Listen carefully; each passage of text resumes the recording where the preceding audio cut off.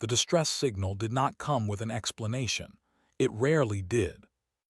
It came through on a standard Union frequency at 3:40 ship time, a short burst of encoded text that the communication system flagged as priority cargo emergency. By the time the Gov Steadfast had changed course and the night crew had roused the senior staff, the full picture was still incomplete. A cargo freighter called the Duran's Promise had taken on a biological hazard during a supply run to the quarantine world of Dusk 9. The freighter's crew was unharmed. The hazard was alive, and it was large, and it had already damaged 3 interior compartments before the crew managed to seal it inside the lower cargo hold. Nobody on the freighter had seen what it was exactly. They had only seen what it did to a reinforced door when it wanted out. The Steadfast was the nearest Union medical vessel, so the Steadfast went. Dr. Nora Webb heard about it the same way she heard about most things on this ship. Standing in the corridor outside the medical bay with a nutrition pack in her hand, listening to Orwin explain it badly. Orwin was a Tharanic, young by his species. Standards with wide amber eyes and a habit of speaking faster than his translator. Implant could keep up. He worked as a medical aide and had a talent for being present at every piece of interesting news before anyone else. Dusk 9, Nora said when he paused for breath. Yes. Quarantine world. Yes. And something from Dusk 9 is now on a freighter. In a cargo hold, Orwin said, sealed but yes. Nora dropped the nutrition pack into a disposal slot and went to find Drassel. She found him where she usually found him, in the secondary examination room, reviewing case files with the focused stillness that was typical of Velocians. Drassel was the senior veterinary officer aboard the Steadfast, and he was very good at his job in the precise, technical way that came from 30 years of training and almost no margin for error. He was tall, gray-skinned, with long fingers that were built for careful work. He did not look up when Nora came in. You've heard, she said. I have read the preliminary report, he said, which is more useful than hearing. She pulled up a chair across from him. What do we know about what it is?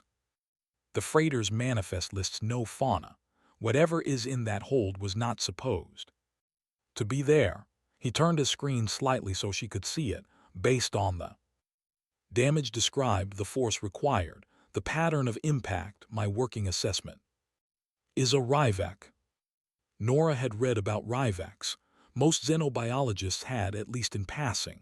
They were native to Dusk 9, which was part of why Dusk 9 was a quarantine world. 6-limbed, heavily muscled, somewhere between 2 and 3 meters at the shoulder depending on age and sex. Apex predators that had no natural enemies on their home world and had therefore never developed a meaningful concept of retreat. They did not back down. They did not de-escalate.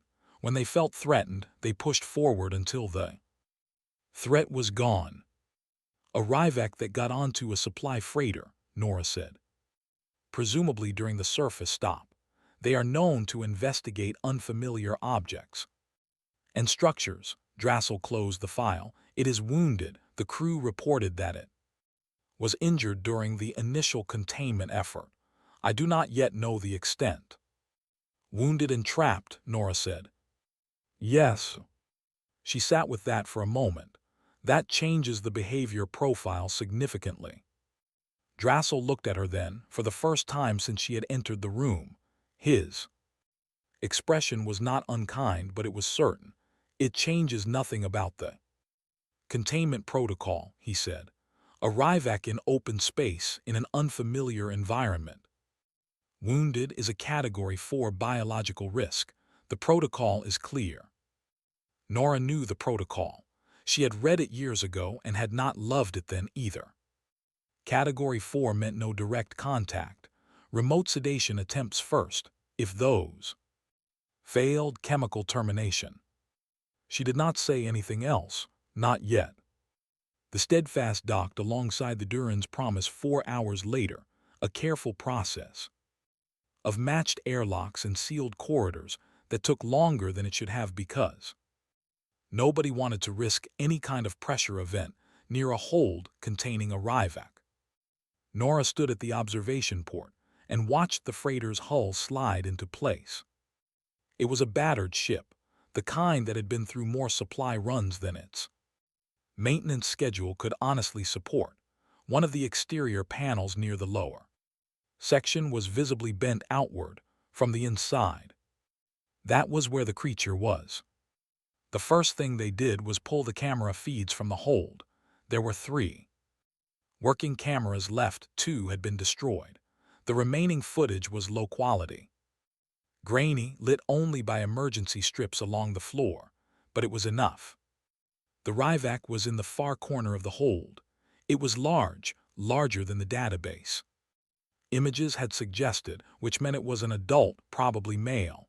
Its 6 limbs were pressed tight beneath its body in a way that would look like rest to someone who did not know better, but its head was moving in a slow, repetitive arc, scanning the room from left to right and back again, over and over.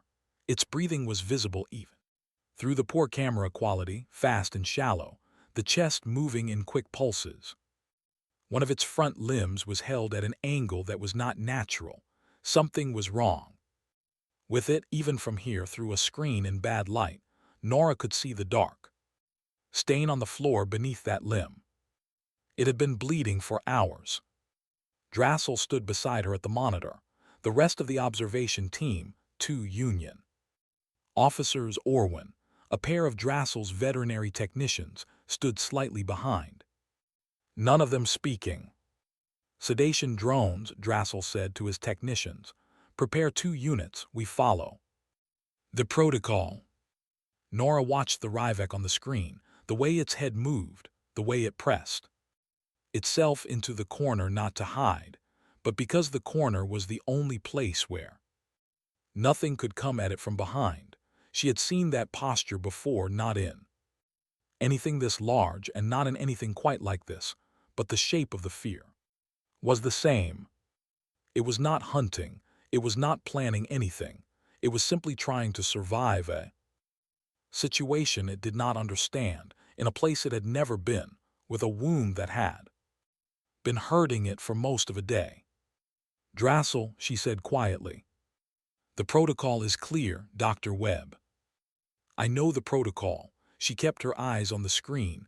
That animal is not aggressive, it's terrified, there's a difference. The room was quiet for a moment. Then one of the Union officers cleared his throat and said something about beginning prep for the sedation drones, and the moment passed and everyone moved on to their tasks. Nora stayed at the monitor. The Ryvac's head continued its slow, searching arc, left and right and left again, looking for a way out, looking for the thing that was going to come through the door next, and heard it again. She pressed one hand flat against the screen, not quite touching the image of the creature. It was an odd thing to do and she knew it. She did it anyway. Nobody's going to explain it to you, she said, very quietly, to no one in particular. That's the problem. Behind her, Orwin watched her with his wide amber eyes and said nothing, but he did not look away. The sedation drones went in first. That was the protocol, and Drassel followed. Protocol, the way some beings followed religion, not because he feared the consequences of breaking it, but because he genuinely believed that the rules existed for good reasons and that departing from them was a kind of arrogance. The drones were small, fast, and nearly silent. Each one carried a pressurized canister of Veladrin 7, a broad-spectrum sedative rated for large fauna, loaded into a narrow delivery needle at the front. The plan was straightforward. Both drones would enter through the upper ventilation access, locate the Ryvac, and deliver a combined dose sufficient to bring it down within 90 seconds. Nora stood in the observation corridor and watched the feed. The first drone made it through the ventilation shaft without trouble. It came out near the ceiling of the hold, hovered for 2 seconds while its targeting system located the Ryvac in the corner, and then began its descent. The Ryvac heard it, or felt it, or sensed it through some mechanism that the database had not fully documented, because that was the thing about Dusk 9 fauna they had evolved in an environment that had spent millions of years trying to kill them, and the ones that survived were the ones that were very, very good at knowing when something was coming. It moved faster than anything that size should have been able to move. One of its back limbs caught the drone on the first swipe. The drone hit the far wall and came apart. The second drone, which had entered a few seconds behind the first, banked hard to avoid the debris and managed to get the needle within range before the Ryvac turned and swept it out of the air with its damaged front limb, the same limb that was wounded, the one it had been holding at that wrong angle. It used the hurt limb. It did not hesitate. The second drone cracked against the floor and spun into the corner. Neither canister had discharged. The Ryvac stood in the center of the hold, head low, all 6 limbs spread wide, breathing in fast, hard pulls. The slow searching arc from before was gone. Now it was just watching the ceiling, waiting for the next thing to come down at it. In the observation corridor, nobody spoke for a moment. Then one of the veterinary technicians said, very quietly, that they should prepare a third drone with a higher dose. Drassel said nothing for a long moment. He was watching the feed with his arms crossed. No, he said finally, we move to direct approach, hazard protocol. Nora looked at him. Direct approach meaning the team goes in. The team goes to the door. We do not enter. We use a long-range delivery system. Through the access panel, he turned from the monitor, suit up. The hazard suits were heavy, full-body affairs designed for environments that were actively hostile, sealed breathing systems, reinforced joints, impact-resistant, paneling across the chest and shoulders. They took 15 minutes to get into properly, and another 5 to check. By the time Drassel's team of 4 was ready, they looked less like medical personnel and more like something that had been built to withstand a significant amount of punishment. Nora was not asked to suit up. She was not part of this team technically. She was xenobiology, not veterinary. She stood in the corridor in her regular uniform and watched them go. Orwin stayed beside her. He had not been asked to go either. The corridor that led to the lower cargo hold was narrow and poorly lit, which had not bothered anyone when it was just storing supply crates. Now it felt like the kind of passage that something bad lived at the end of. Drassel led his team in a single file, each of them carrying a piece of equipment, the long-range delivery unit, a portable barrier panel, 2 emergency kits that nobody actually believed would be useful if things went wrong. They stopped at the cargo hold door. It was a heavy sliding panel, the kind designed to contain pressure differences, with a manual release on each side and a small, reinforced viewport at eye level. The viewport had a crack in it. Something had hit it from the inside with enough force to partially fracture the material. Drassel looked through it anyway. The Ryvac was back in the corner. It had seen them coming or heard them or sensed them the same way it had sensed the drones. Its head was low and absolutely still. Now which Nora, watching through a secondary monitor in the corridor, knew was not a good sign. Still was not calm, still was focused. Drassel gave the signal. The technician beside him began working the access panel. A small secondary hatch set into the door at mid-height, designed for cable routing. Barely wide enough to fit the long-range delivery unit through. It took a moment to get the hatch open. The mechanism had been partially warped by something by the force of the Ryvac hitting the door from the inside. The hatch came open. The delivery unit went through. What happened next was fast enough that the monitor feed had to be reviewed at reduced speed afterward to understand it fully. The Ryvac crossed the floor of the hold in 4 strides. It hit the door from the inside at a full run, and the door, which was rated for several tons of pressure, bent outward at the seam with a sound that traveled through the walls of the corridor. Like a struck bell, the delivery unit was knocked back through the hatch and clattered on the floor. The hatch itself buckled. Every member of Drassel's team stepped back. Not a planned tactical withdrawal, not a considered decision. They simply moved. Backward, all 4 of them, the way living things move when something very large and very powerful comes at them from a short distance. The door held, but only because the Ryvac had not tried a second time. It had pulled back after the impact and returned to the center of the hold, and now it was standing there, not the corner anymore, out in the open, and its posture had changed into something that was not defensive at all. Drassel stood in the corridor and looked at the bent door for a long time. Then he reached up and removed his helmet and said, in a very flat tone that contained no particular emotion, "Terminate.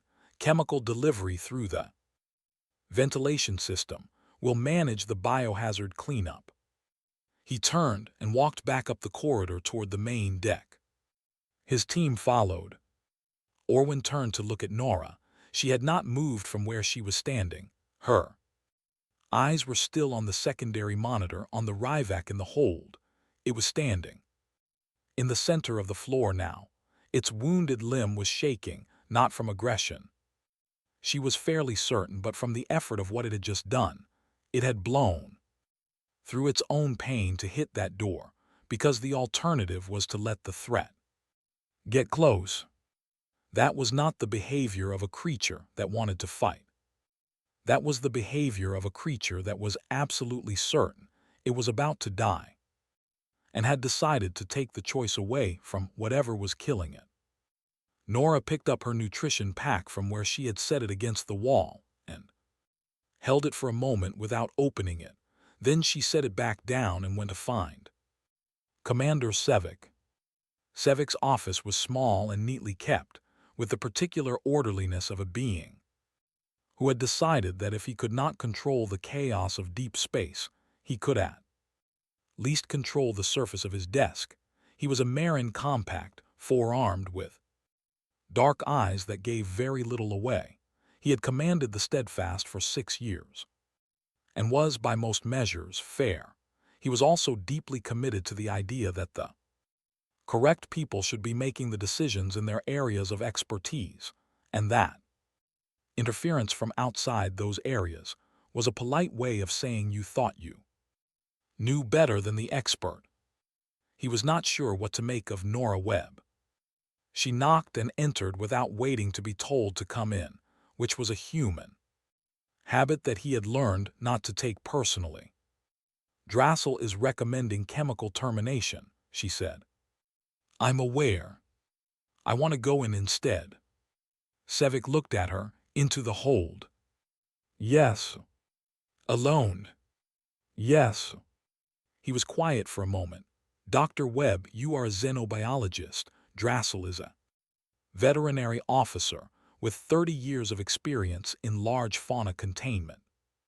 His team just attempted a direct approach in full hazard gear and were forced to withdraw. You are suggesting you walk in there in your regular uniform?" "No hazard suit," she said. "No drones, no delivery unit, just me." "That is not a serious proposal. The creature is septic, Commander. The wound on its front limb has been open for over 12 hours. If it dies in that hold from infection, we have a significant biohazard decomposition event in an enclosed space on a civilian freighter. That is a worse problem than the one we currently have." She held his gaze steadily. "Let me try 15 minutes. If nothing changes, Drassel proceeds with termination." Sevik looked at her for a long time. He did not ask her if she was certain. She clearly was. He did not ask if she understood the risk. She clearly did. What he asked in the end was a simpler thing. Why do you think you can do what his entire team could not? Nora thought about it for a genuine moment. Because they went in looking like a threat, she said. I'm going in looking like nothing. Sevik said nothing for a long moment. Then he opened the comm and told Drassel to hold on termination for 15 minutes. He told Nora that if she died in that hold, he was going to be extremely displeased with her. She said she would do her best.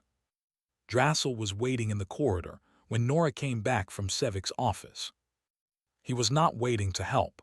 He made that clear immediately. He was waiting because he had something to say, and he intended to say it before she did something he considered deeply unwise.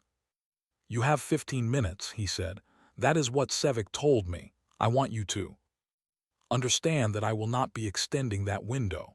At minute 16, the termination sequence begins. Understood, Nora said. I also want you to understand that what you are planning is not bravery. It is a failure to accurately assess risk. The creature destroyed 2 drones and compromised a reinforced door. It is wounded, which makes it more dangerous, not less. There is no version of this that ends with you unharmed. Nora opened her supply bag and checked the contents for the 3rd time. Protein. Rations from the ship's storage, the closest thing to raw meat that she had been able to find on short notice, pulled from the emergency stock before anyone could ask her why she needed them. A basic field medical kit, a small tube of wound sealant rated for large fauna. She had borrowed that last item from Drassel's supply room without asking. She figured he would have said no. I hear you, she said. Do you? He watched her check the bag. What exactly is your plan, Dr. Webb? Walk in, sit down, and hope it does not kill you. She looked up at him, roughly yes. He stared at her.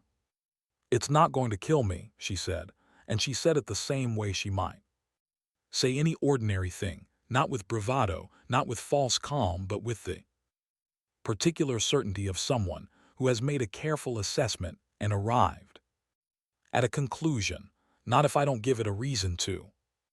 It attacked my team. Your team was in hazard suits, carrying equipment, making noise, and trying to put a needle in it through a small hole in a door it had already decided was threat. I am going in with a bag of food and nothing else. She closed the bag. It's a different situation. Drassel was quiet for a long moment. Then, with the kind of precision that suggested he had chosen each word carefully, you will not come back from that room. Nora picked up the bag, looked at him, and said, we'll see. She walked to the cargo hold door alone. The bent seam from where the Ryvac had hit, it was visible even from a few meters away, a raised ridge in the metal, where the force had pushed the material outward. She put her hand on it briefly. The metal was cold. She took her hand away and worked the manual release. The door slid open. She did not go in immediately. She stood in the doorway and let the air from inside the hold reach her first, stale, metallic, and underneath both of those things a sharp animal smell that was not quite like anything she had encountered before. She stood there and breathed it in and let the creature register that the door had opened again without anything charging through it. The Ryvac was back in the corner. It had moved when the door opened. She could tell by the position of its limbs. The slight shift in weight, ready, watching, its eyes, which were set wide on either side of a broad flat head, caught the light from the corridor and held it like pale coins. Nora stepped inside. She moved slowly, without urgency, without hesitation. She had learned a long time ago that hesitation read as fear and fear read as prey. She did not make herself large. She did not straighten her spine or square her shoulders. She kept herself small and unhurried. the way she had learned to move around frightened things since. She was young enough that the memory of being taught it had dissolved into instinct. She walked to a point roughly in the middle of the hold, equidistant from the door, and she sat down on the floor. Not crouched, not kneeling with one knee up ready to rise, she sat down fully. Cross-legged, the way she might sit on the floor of her own quarters reading a file. The bag went on the floor beside her. Her hands went in her lap. She did not look directly at the Ryvak. This was important and she knew it. Direct eye contact was a challenge in most predatory species across most of the known galaxy. She had read enough xenobiology to know that this principle held remarkably consistently, which made a certain evolutionary sense.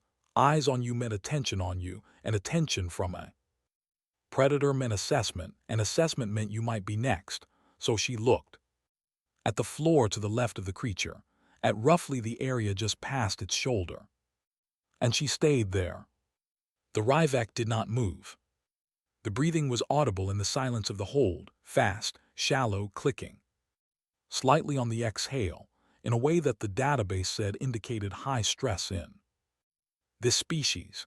The wound on the front limb was worse than it had looked on camera. Up close, even in the low light, she could see that the tissue around it was dark and swollen, and the shaking she had noticed before was worse. It was holding that limb slightly off the floor. She reached into her bag without looking at it, slowly, smoothly, and drew out the protein rations. They were dense gray-brown blocks, not appetizing by any standard she was aware of, but they had a strong smell. She broke one in half and slid it along the floor, gently, not throwing it, just pushing it forward with her fingertips until it was about halfway between her and the creature. Then she put her hand back in her lap. She began to talk. She did not talk about anything important. She talked about the ship, about the corridor outside, about the way the emergency lighting in this hold was doing. That particular flickering thing, where one strip was almost but not quite in sync with the others. She talked in a low, even tone, not a whisper which could have read as something sneaking, but a quiet voice, steady and unhurried, the kind of voice that filled silence without demanding anything from it. The words did not matter. She knew the words did not matter. What mattered was the pattern, the constancy of it, the way sound, when it arrived the same way over and over again, without being followed by pain, began to mean something different than a threat. She had learned this before she knew. She was learning it, sitting beside a dog that had been hit by something and dragged itself under a porch and would not come out, talking to it about nothing for 2 hours, until it finally put its head on her knee. The Ryvak did not move toward the food, but it stopped making the clicking sound on the exhale. She kept talking. She told it conversationally that she was going to need to look at that limb before too long, and that she would not do anything sudden, and that there was more food in the bag if it wanted. She told it that the people outside the door were frightened of it, and that frightened people made bad decisions, and that she was trying to buy it some time. She told it that she had done this before, more or less, though admittedly never with anything quite this large or quite this alien, and that her track record was decent. 5 minutes passed. The Ryvak shifted its weight, not toward her, sideways, redistributing something. And in the process, its wounded limb came briefly to the floor and bore weight. Before it lifted it again, the tremor that ran through its body when it did that was visible from where she sat. Nara moved. Very slowly, she pushed herself forward on her knees a few centimeters, stopped, kept talking, waited, then a little further, stopped again. The Ryvak's head turned slightly in her direction but did not swing to face her directly. It was watching her in the oblique way that creatures watch things they were not sure about yet, present in its peripheral vision, not locked in its gaze. She kept going like that, a little stop, wait, a little more. At minute 10, she was close enough that she could hear the creature breathing. Without the echo, close enough to feel the heat coming off its body, it ran warm. Much warmer than she had expected, close enough to see that the wound was a deep puncture, probably from a piece of equipment or structural material during the transit struggle, and that the darkened tissue around it meant infection had already set in. At minute 14, her hand rested on the floor beside the creature's wounded limb. Not on it, beside it, touching the floor near it so that the warmth of her hand was present before any contact was. She was still talking. She was talking about the temperature differential between Dusk 9 and the ship's interior, which was relevant to nothing, and she was watching the limb and she was waiting. The Ryvac trembled. Its breath came out in a long, slow pull. It did not pull the limb away. At minute 15, Orwin was standing in the observation room with his hand over the comm switch, not pressing it. Drassel was beside him, arms at his sides now, no longer crossed, and he was watching the monitor without speaking. At minute 16, the termination sequence did not begin. Nora's hand moved to the wound. She did not flinch when the Ryvac made a sound that was low and resonant, and meant something that her translator implant couldn't process, some sound too old and too specific to have been cataloged. She kept her touch light. She kept talking. She opened the field kit with her free hand and worked one-handed and carefully, and the creature shook, and she shook too, though she would not think about that until later. She cleaned the wound. She applied the sealant. She broke the second protein ration block and pushed it closer, and this time the Ryvac's head came down and it took it. In the observation room, nobody said anything for a very long time. It was Drassel who finally broke the silence. He did not say it loudly, he said it the way someone says something when they are mostly saying it to themselves. "What is she doing?" he said, and it came out not as a question at all. Orwin watched the feed. On the screen, Nora Webb was sitting on the floor of the hold beside a creature that had bent a reinforced door, talking about nothing in a quiet voice, with her hand resting gently on its wounded limb while it ate from her other hand. "I think," Orwin said slowly, "she is just being with it." She came out of the hold 40 minutes after she went in. Not because the Ryvac had done anything wrong, and not because anything had gone wrong, but because the sedative had finally worked, which was the thing she had been working toward from the moment she got close enough. The small syringe had gone in during a moment when the creature was eating and not paying attention to her hand, placed in the thick tissue at the base of its neck, where the nerve cluster was shallow and the delivery would be fast and painless. It had gone down slowly. Not thrashing, not alarmed, just growing heavy by degrees until it settled on its side with the careful weight of something that had simply run out of the energy to stay standing. She had stayed beside it until she was sure its breathing was stable. Then she had repacked her bag, stood up, stretched the knot out of her lower back, and walked to the door. The corridor outside the hold contained 4 people: Orwin, 2 of Drassel's technicians, and Drassel himself. They were standing at different distances from the door in a way that suggested they had been closer when they heard the creature going down and had not quite gotten around to moving back to where they started. Nobody said anything when she came out. She set her bag against the wall, sat down on the floor of the corridor because her legs were suggesting that she should, and began applying the small adhesive bandage she had been carrying in her pocket to a cut on her left hand. It was not a bad cut.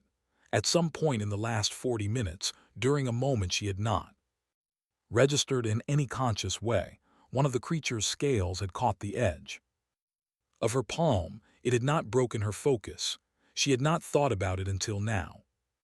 Orwin crouched beside her. "Are you all right?" "Fine," she said, Clean the hold before it wakes up, if you can get real protein. In there, high fat, high iron, it'll help with the blood loss from the wound. The sealant I used is good for about 6 hours, so you'll want to do a proper closure before then. I'll tell the team, one of the technicians said, and both of them went. That left Orwin and Drassel. Drassel had not moved since she came out. He was standing with his arms at his sides, which was, she had come to understand over the months they had worked together, Drassel's version of being unsettled, when he was certain of things. His arms were crossed. When he was working, they were busy. When they simply hung at his sides, something had happened that he had not accounted for and had not yet found the correct place to put. Your hand, he said. Minor, I'll clean it properly in the medical bay. He was quiet for a moment. Then, in the most careful tone she had heard from him. How did you know it would not kill you? Nora finished pressing the bandage flat and looked up at him. She considered the question honestly, because it deserved honesty and because Drassel was the kind of being who would know if she simplified it more than it should be simplified. I didn't know, she said. He waited. But the behavior on the camera told me something. The arc with the head scanning, not targeting, the corner positioning back covered, sightlines clear, the way it used the hurt limb to knock out the drone without hesitation. She paused.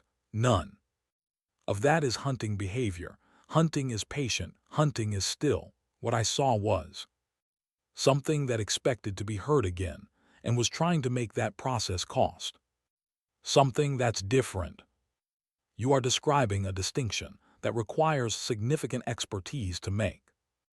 Reliably, Drassel said, from a camera feed, in a species you have never encountered. Directly. The shape of the fear is the same, she said. Across most things I don't know why, but it is. He considered this, and if you had been wrong, then you would have had a much worse afternoon. He did not respond to that, which she took as acknowledgement that it was true. Orwin, who had been listening with his wide amber eyes moving back and forth between them, said carefully, is that something all humans can do, read the fear like that? Nora thought about it. Most of us, she said, some more than others, it depends on how much time you've spent around animals, but even people who haven't, there's something in how humans are put together that does this almost automatically. We watch a frightened thing and something in us just responds to it. Why? Orwin asked. She looked at the whole door.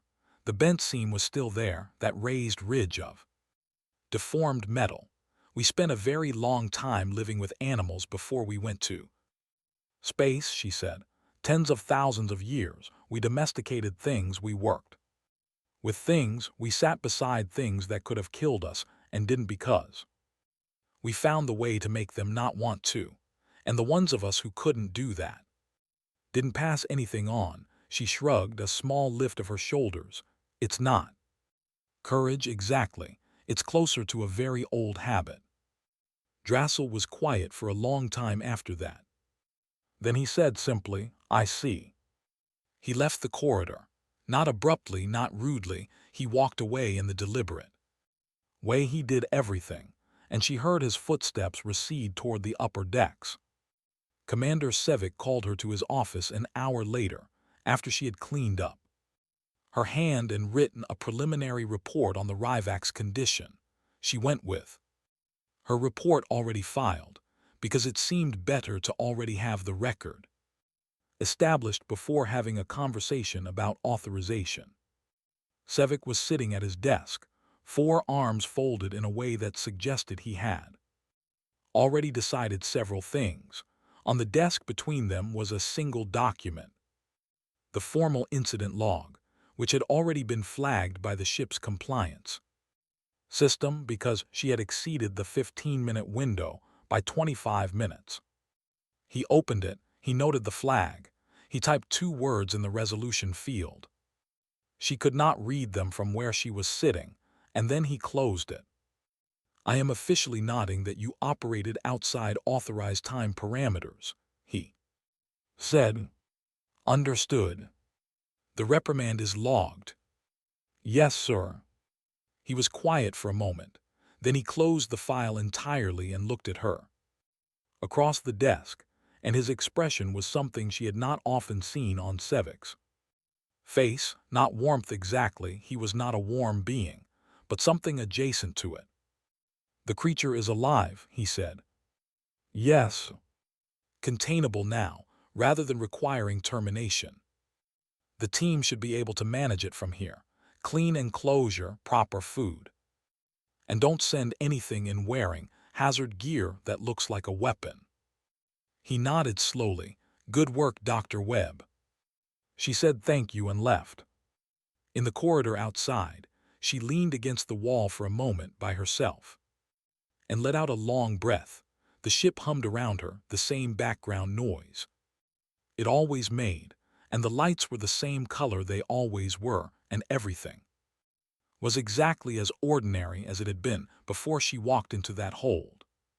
But she noticed that her hands, which had been completely steady for the entire 40 minutes in the hold, during the slow approach, during the wound treatment, during the moment the creature made that low resonant sound that her translator could not process, were shaking slightly now.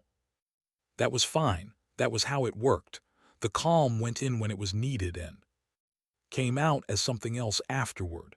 She had learned not to be bothered by it. What she had not expected was Drassel. He found her in the medical bay that evening, where she was writing up the full report on the Ryvak's wound and estimated recovery timeline. He knocked on the door frame, which was unusual for him. Drassel did not typically knock, he simply arrived and waited until she looked up. He had something in his hand, a data chip. I have filed an addendum to the incident report, he said. It recommends a formal review of containment protocols for injured fauna aboard Union vessels. The current protocols assume aggressive intent as a default state. The Ryvak case suggests this assumption may increase risk rather than reduce it. He set the chip on the edge of her desk. I have sent a copy to your file as well. She looked at the chip, then at him. You didn't have to do that, she said. No, he agreed, but it is accurate, and accurate things should be on record. He left without waiting for a response. Nora picked up the chip and turned it over in her fingers once, then set it carefully on her desk beside her water cup, where she would see it each time she looked up from her work. Outside the viewport above her desk, the stars moved slowly as the Steadfast changed heading, and somewhere below in the modified containment space, a Ryvak breathed in and out in the easy rhythm of dreamless sleep, its wound sealed, its belly full, its body finally allowed to stop bracing for the next blow. It had no way to know that a single human stubbornness had kept it alive. It did not need to know. It was enough that it was true. It started, as most things did on small ships, with someone mentioning it to someone who mentioned it to someone else. The first person was one of Drassel's technicians, who told his shift partner about what he had seen on the monitor feed. The shift partner told the navigation officer. During a meal break, the navigation officer mentioned it to the senior communications tech in passing. The senior communications tech was from a species called the Woven, who communicated through a complex layering of sound and subvocal frequency, and who had, across their entire evolutionary history, developed a very finely tuned appreciation for what other species found remarkable. What she found remarkable was not that the human had gone into the hold. What she found remarkable was that the human had sat down on the floor. She talked about it in the crew commons for 3 hours. By the time the Steadfast docked at the Union resupply station, called Waypoint Drev, for its scheduled maintenance stop, the story had been told enough times that it had taken on the particular quality of a well-polished stone, all the rough edges Smoothed away, the essential shape preserved. People had stopped getting the small details wrong and started getting them consistently right, which meant the core of it was true enough that it had stuck. A human xenobiologist had walked alone into a sealed hold with a Ryvac. She had sat down on the floor, she had waited, she had talked to it, she had treated its wound and fed it and sedated it, and at no point had it harmed her, and nobody in the observation room had been able to explain exactly what they had watched happen. Waypoint Drev was not a large station. It processed supply ships and medical vessels. On the outer edge of the Dusk 9 quarantine corridor, and its permanent population was roughly 400 beings representing about 30 species, most of whom were deeply familiar with the quarantine worlds and what lived on them. When the story arrived at Waypoint Drev, it found an audience that understood what a Ryvac actually was. And so the reaction was somewhat different from what it had been among people who only knew the creature by reputation. The people at Waypoint Drev, the veterinary outpost staff, the quarantine officer, the researchers who had spent years cataloging Dusk 9 fauna from a safe distance, those people had specific, technical reactions. Some of them called the story unlikely. One of them checked the incident logs through a Union access request and came back very quiet. A Galactic Union zoological authority named Vren, who had been stationed at Drev for 11 years and had more documented knowledge of Ryvac behavior than almost anyone alive, asked to speak with Dr. Webb. Nora was in the middle of a maintenance task, recalibrating a set of environmental sensors that had been drifting since the incident, when Orwin found her and told her that someone from the Zoological Authority was waiting for her in the station's meeting room. She cleaned her hands and went. Vren was a Kasali, one of the tall, many-jointed species from the inner systems, with a habit of folding herself into angles that looked uncomfortable and apparently were not. She had the particular stillness of a researcher who had spent more time watching things than talking to them, and she looked at Nora for a long moment before saying anything. I reviewed the monitor logs from the incident, she said. All available camera angles. I have been studying Ryvac behavioral patterns for over a decade. I know your work, Nora said. It's good. Vren acknowledged this with a slight incline of her upper section. In 11 years, I have not had a single direct physical interaction with a Ryvac, not by choice, by assessment of the risk as unacceptable. She paused. You achieved direct contact inside 19 minutes. The circumstances helped, Nora said. It was exhausted. It had been in there for hours. That changes the threshold considerably. Perhaps, but the behavioral reading you made, the distinction between threat display and fear response, that is not something that appears in our current field protocols. We treat any agitated Ryvac as an active threat. She folded her upper limbs into a different angle. Where did you learn to make that distinction? Nora thought about it. I'm not sure I learned it anywhere specific, she said. I just read it. The posture, the movement pattern, the breathing. It wasn't doing what something does when it wants to attack. It was doing what something does when it's already given up on getting away and is trying to make itself hard to approach. You read that from a low-resolution camera feed in poor light. Yes. Vren was quiet for a moment. I have a problem I have been unable to solve for 3 years, she said. A breeding pair of Keth hounds on the sanctuary world of Rensova. They are critically endangered, fewer than 40 individuals left. The pair is the only breeding pair in captivity, but they have become extremely aggressive toward any handler approach, to the point where we cannot perform the medical monitoring their conservation status requires. We have lost 2 monitoring drones. We cannot get close enough to assess their health. She looked at Nora. I would like you to consult. Nora looked back at her. You want me to go in with the Keth hounds? I want your opinion first, whether it's even possible, what you would need, what the approach would look like. Vren's many-jointed hands shifted. It is not a simple request. Keth hounds are not Ryvex, but they are not simple either. What changed 3 years ago? Something changed before that. You had handler access. Vren stilled. How did you? Because if they'd always been this way, you wouldn't have a monitoring program. Something happened to make them stop tolerating it. A long pause. The original lead handler retired. We rotated through 3 replacements in 8 months. Nora nodded slowly. Consistent handling, that's the first thing. You can't rotate people in and out of a relationship like that and expect it to hold. She leaned back slightly. Tell me about their enclosure, the layout, the sightlines, whether there's anything that's changed in the physical environment. Vren began to talk, and Nora listened, and the meeting that had been scheduled for 30 minutes ran to 2 hours. Afterward, walking back to the Steadfast, through the station's connecting corridors, Nora found Orwin waiting for her at the airlock. He had been reading something on a small pad but looked up when he heard her coming.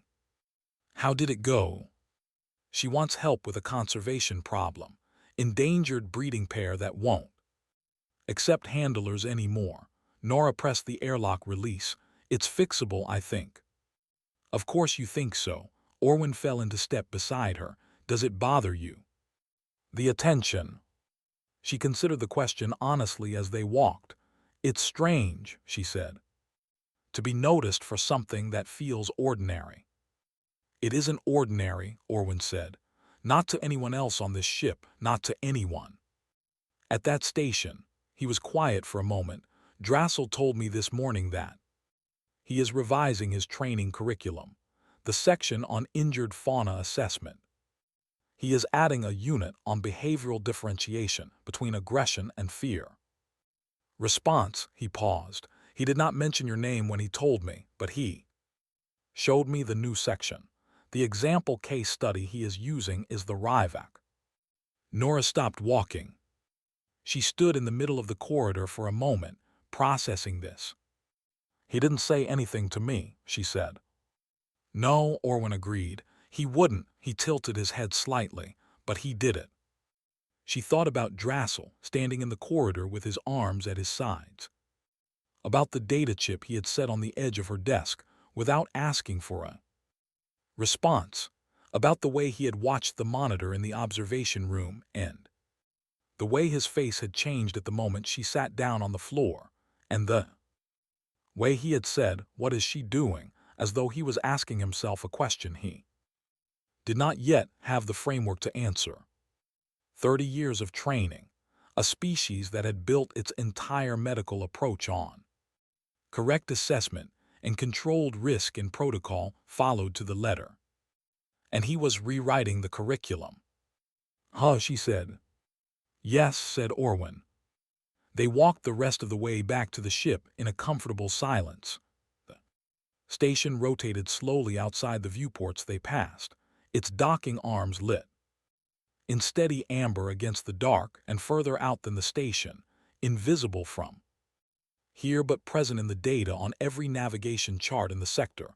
Dusk 9 turned on its axis the same way it always had, ancient, enormous, entirely indifferent to the small dramas of the beings who had decided to concern themselves with the things that lived on it. Somewhere in the modified containment space in the steadfast lower decks, the Ryvik slept. Its wound was healing cleanly. The infection was gone. It was eating regularly now. The technicians had worked out a feeding schedule and a set of protocols for delivering food that kept the process calm and consistent. It still watched everything that moved near its enclosure with the same flat alertness it had always had, because that was not something that healed, that was simply what it was. But it had stopped hitting the walls. Nobody had been able to determine whether it understood, in any meaningful sense, what had happened to it, what had been done, and by whom and why. The database suggested Rivex did not have a concept that mapped cleanly to gratitude. They had territory and threat and food and the absence of pain. They had a present moment and a body memory of previous moments and some instinctual processing of what those moments meant going forward. Whether that added up to anything that looked like remembering, nobody could say for certain. But Nora noticed, when she passed the enclosure in the evenings on her way from the lab to her quarters, that the creature's head always tracked her movement, not with the scanning arc it had used in the hold, not the constant searching of a frightened thing, just a slow, deliberate turn, watching her until she was past. She always slowed down when she passed, just a little. She never fully understood why. It seemed like the right thing to do. The repatriation was not supposed to be possible. That was the word the Union Zoological Registry had used 3 months earlier, when the proposal had first been submitted. Not impossible exactly, that was too absolute a word for bureaucracies that needed to leave themselves room to be wrong. But not possible in the current operational framework. Returning apex fauna to Dusk 9 surface required a coordinated surface clearance, a specialized transport vessel with compatible containment systems, a licensed release team, and approval from 3 different Union oversight bodies, each of which had a different concern, and a different timeline, and a different set of forms. Drassel had filed the initial proposal. He had not told Nora he was doing it. She had found out the same way she found out most things on this ship. The approval had come through 6 weeks after the proposal. Vren had added her authority behind it from the Zoological Registry. Sevik had signed off on the Steadfast as the transport vessel.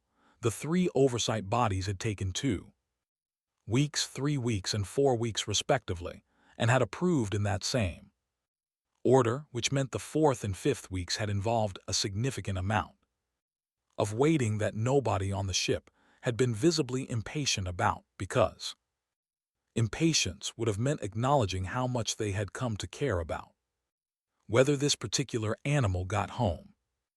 Nobody wanted to admit that out loud, so they simply did the work of waiting in silence and got on with other things. The descent to Dusk 9 surface was done by shuttle.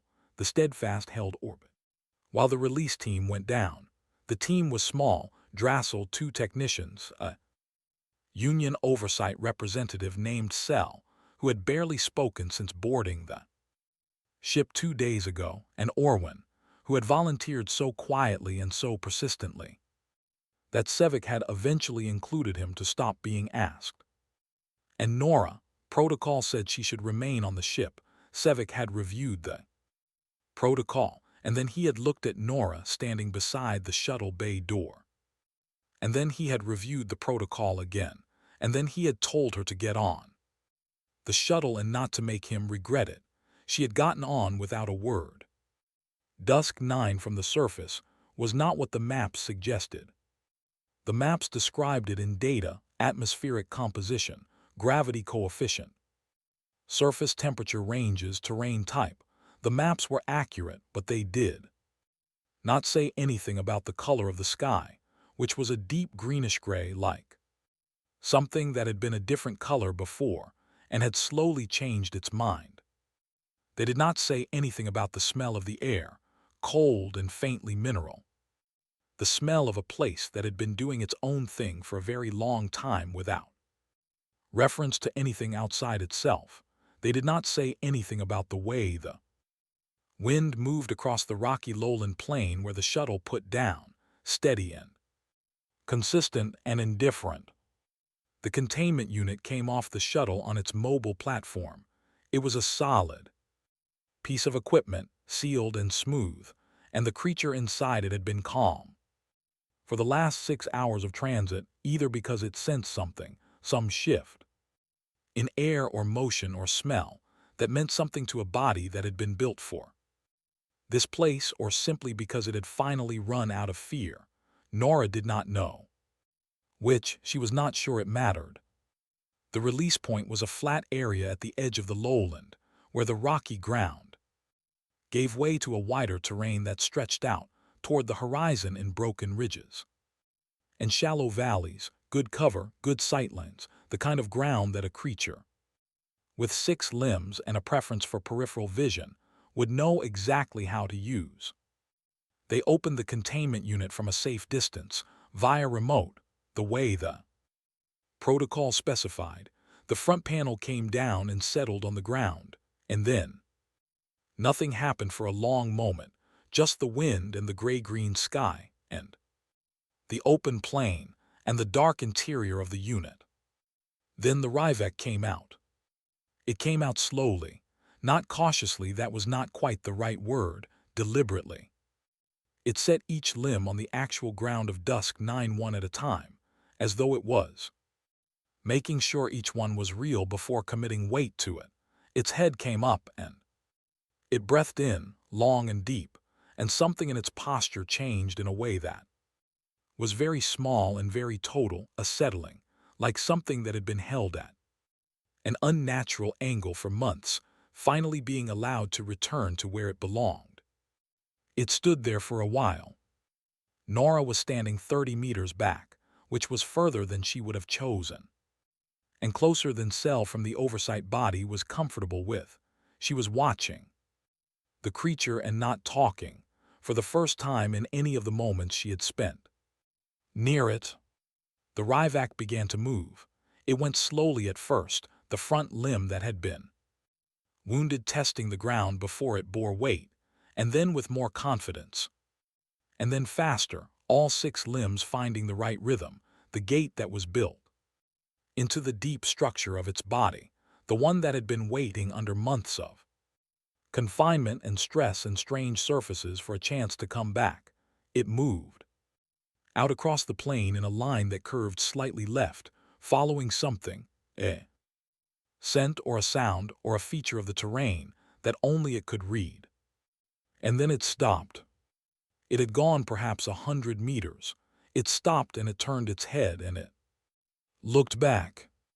Not at the shuttle, not at the unit, not at the team of beings standing in a loose cluster on the edge of the plain.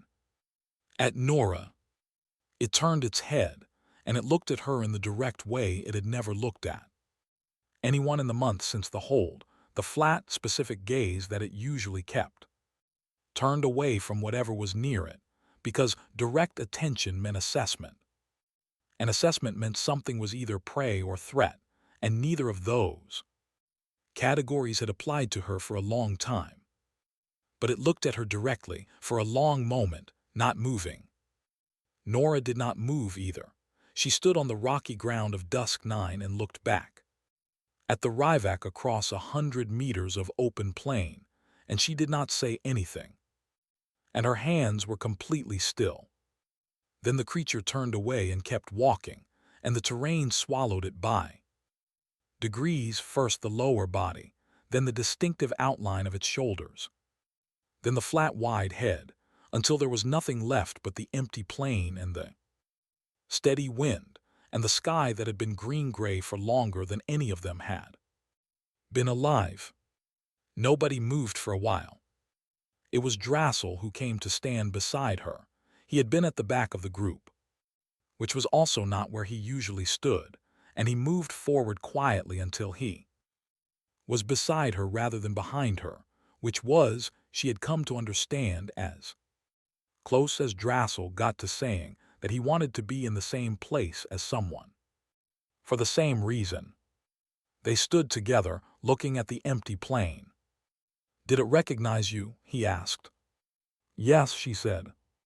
He was quiet for a moment. "How can you be certain?" "Because it didn't run." The wind moved across the plain. Orwin was standing a little distance away, his head tipped back looking at the sky, which he would later say was the most extraordinary color he had ever seen. Cell from Oversight was filing something on A pad because Cell was always filing something, and the two technicians were securing the empty containment unit for transport back to the shuttle. Drassel kept looking at where the creature had disappeared. His arms were at his sides. "I owe you an apology," he said, "for what I said before you went into the hold, for my assessment of your chances, and for not supporting the approach." Nora looked at him. He was not looking at her, which was fine. Drassel gave the most honest things he had to say to the middle distance, where they could be present without being performed. "You were right to be cautious," she said. "What I did was a real risk. I don't want you to think I didn't know that. You knew it and went anyway." "Yes. That is what I could not understand," he said. "Not the ability to read the behavior. I could learn that. I am learning it. But the decision to go in, knowing it was a risk, knowing you might be wrong." He paused. "We are taught that risk, accepted unnecessarily, is failure of judgment, that a good outcome does not retroactively justify a bad decision." "That's not wrong exactly," she said. "No, but it is incomplete." He finally turned and looked at her. "The outcome was not only that the creature lived. The outcome was also what I saw on that monitor, a frightened animal in a moment of complete stillness because something had finally stopped approaching it as a threat and simply stayed with it." He was quiet for a moment. "I have not been able to find the correct place to put that in any of my frameworks." Nora thought about what to say. She had several answers that were true, and she sorted through them, looking for the one that was most useful. "I think," she said, "the framework you're looking for is older than the protocols. It's older than the Union. It's older than space travel." She looked out at the plane. "It's from back when we couldn't afford to assume a frightened thing was a dangerous thing, because most of the time it wasn't, and we needed to know the difference to get through the day." Drassel nodded once slowly. They stayed on the surface until the oversight representative finished filing and the technicians signaled ready, and then they walked back to the shuttle in a loose group. Nora was the last to board. She turned at the top of the ramp and looked out at the plane one more time, at the rocks, and the wind moved dust in the gray-green sky, and the empty space where a creature had looked back at her before, choosing to go home. Then she went inside, and the ramp closed behind her. High on a ridge a kilometer away, where the terrain broke into a series of steep angles and deep shadows that provided exactly the kind of cover that six-limbed apex predators on Dusk 9 had always used without thinking about it, the Ryvac paused on its way into the interior of its world. Its wound was healed. The tissue was new, slightly different in texture from what surrounded it, a small smooth patch amid the rough scale that was the only physical evidence of the months it had spent in a place it did not belong. It had stopped noticing it weeks ago. It stood on the high ground and watched the shuttle rise, a distant point of light, climbing away from the plane into the sky, growing smaller by degrees. It watched until the light was gone. Then it turned and it went further into the deep terrain of its home, and the land received it without ceremony, the way land always received the things that belonged to it. It did not know what had been done for it, or by whom, or why. It was not built for that kind of knowing, but in the deep body memory where frightened things store what hurt them, and what did not, and what they should do differently next time, in that old quiet place that has no language and needs none. It carried something new, a shape of stillness, a presence that had come close and not struck, a voice that had arrived again and again without pain behind it, until the waiting for pain had slowly, over 19 minutes on a cold floor, become simply waiting, and then not even that. It carried it the way animals carry everything that matters to them, without words, without story, without any intention of ever putting it down.